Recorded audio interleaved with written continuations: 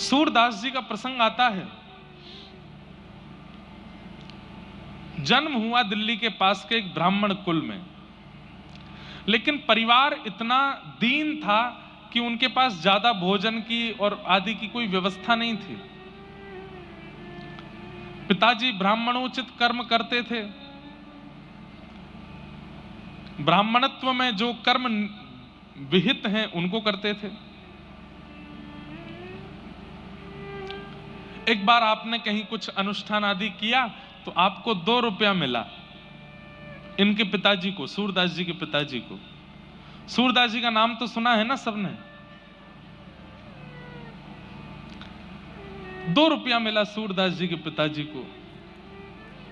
उस समय में 2 रुपया इतना होता था कि उनके पिताजी नाचते हुए गांव में आए और सबको बताया, भैया 2 रुपया मिला है, अब तो 6-7 महीना कहीं जाने की जरूरत ही नहीं है, इससे ही घर चल जाएगा।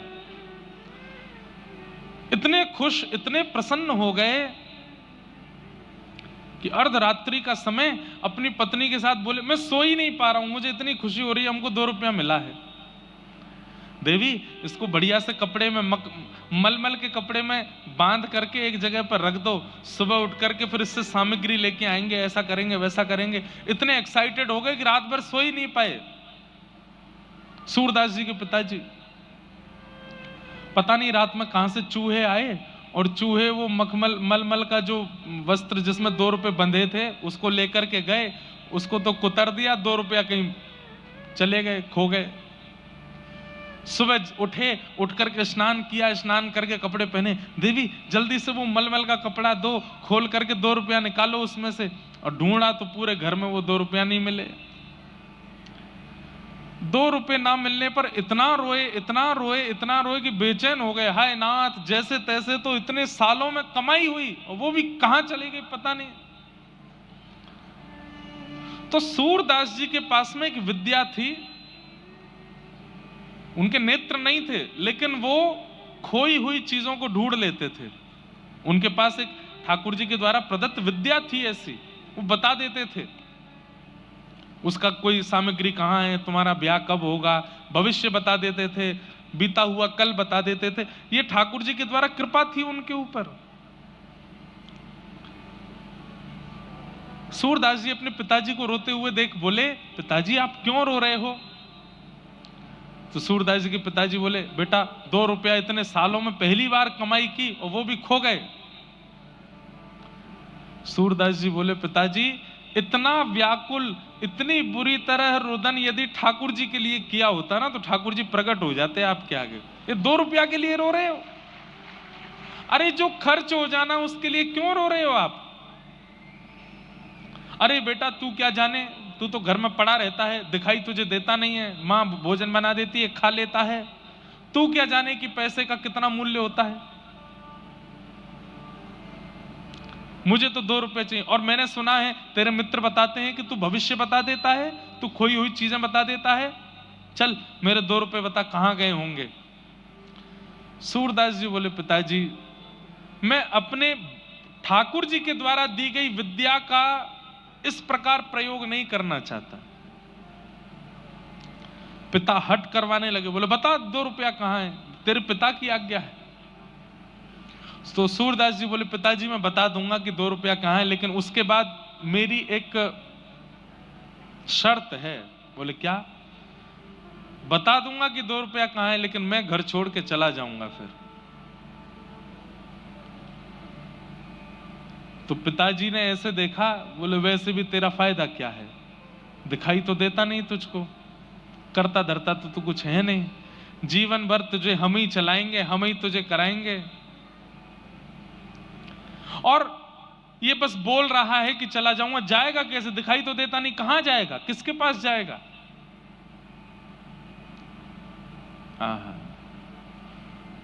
सूरदास जी के अंदर बचपन से ही, कई बच्चों में भी आप लोग देखेंगे कि उनके घर में सिखानी नहीं पड़ी है, पर पता नहीं कहां से उन बालकों में भक्ति आ जाती है। ये उनके पूर्व जन्म के संस्कार हैं। सूरदास जी पूर्व जन्म के श्री उद्धव जी महाराज हैं, इसलिए उनके अंदर भक्ति बाल्यकाल से ही है। कहां जाएगा? 2 रुपया बता के कहीं चला भी जाएगा तो तू जाएगा कहां? सूरदास जी कह रहे हैं, नाथ तू अनाथ को अनाथ कौन मोसो, मो समान आरत नहीं, आरत हर तो सो। अरे पिताजी,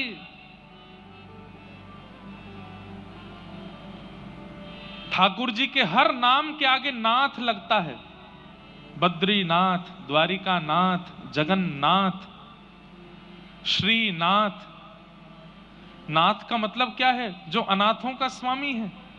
अगर मैं घर से चला जाऊंगा तो मेरा स्वामी मेरी रक्षा करेगा। पिताजी बोले, अब तू चलिए, बड़ी बड़ी बातें, मुझे ज्ञान मत दे ज्यादा, जल्दी बता 2 रुपया कहां है। बोले, पिताजी मैं सच बोल रहा हूं कि मैं बता तो दूंगा, लेकिन मैं घर छोड़ के चला जाऊंगा। अब तू जल्दी बता। उस समय तो 2 रुपया दिख रहा था। सूरदास जी ने बता दिया। बोले, रसोई घर जहां मैया भोजन बनाती है, वहां भोजन बनाने वाली जो सब्जियां काट करके जो नाली से बहाई जाती हैं, वहां रात्रि चूहों ने 2 रुपया फेंक दिए हैं, ढूंढ लीजिए, मिल जाएंगे। पिताजी गए, जाकर के उस नाली को साफ करके ढूंढने लगे तो वहां दोनों 2 रुपया मिल गए। 2 रुपया लेकर के पत्नी, अरे देखो देखो देखो, मिल गए मिल गए मिल गए, अब तो 6 महीना का राशन आ जाएगा, 6 महीना घर में खूब सुख रहेगा, बढ़िया रहेगा। तभी सूरदास जी अपनी लाठी लिए चल दिए, जाने लगे। पिताजी बोले, अरे सूरदास, ठीक है, मैं मानता हूं कि तुझे बुरा लगा होगा, लेकिन ऐसे छोड़ के नहीं जाना चाहिए। बोले, नहीं पिताजी, मैं वचन का पक्का हूं।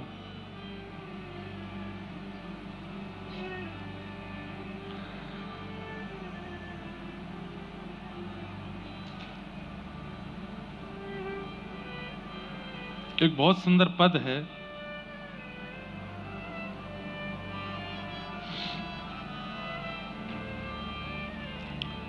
नेत्रहीन है तू, कहां जाएगा? तेरे पास नेत्र तो है नहीं। सूरदास जी कह रहे हैं, मैं नेत्रहीन हूं। पिताजी, आप नेत्र वाले हो। बहुत ध्यान से सुनिए, कितनी अच्छी बात है।